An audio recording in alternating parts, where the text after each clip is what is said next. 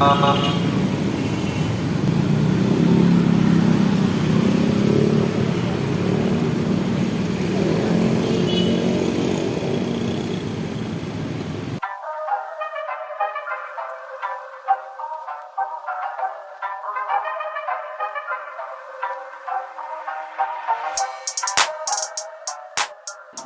Dinas Pekerjaan Umum dan Penataan Ruang Kota Palembang menemukan tumpukan sampah dan sisa kabel dari saluran air di sepanjang jalan Kapten Arif Pai.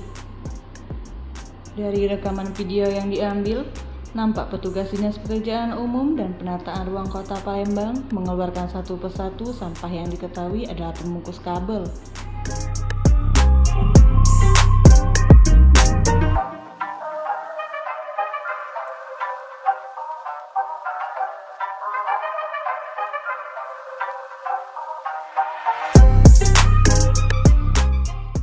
Belum diketahui dari mana pembungkus kabel tersebut bisa berada di dalam saluran air yang tidak jauh dari kantor gubernur tersebut.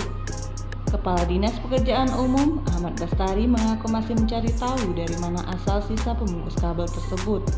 Selama 2 hari pasca banjir hari Rabu kemarin, hari Kamis, Jumat sudah kita buka saluran di sepanjang Kapten Arif Pai ini.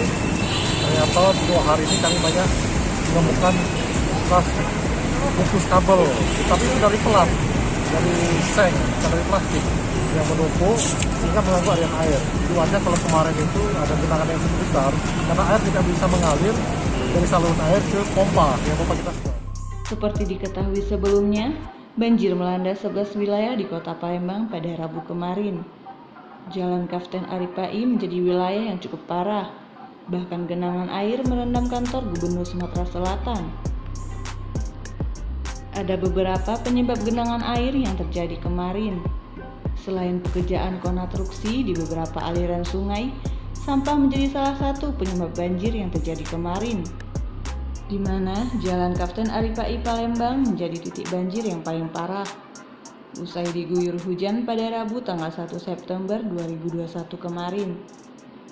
Setelah diselidiki, petugas Dinas Pekerjaan Umum menemukan tumpukan sisa kabel di saluran air yang terletak tidak jauh dari kantor Gubernur Sumatera Selatan.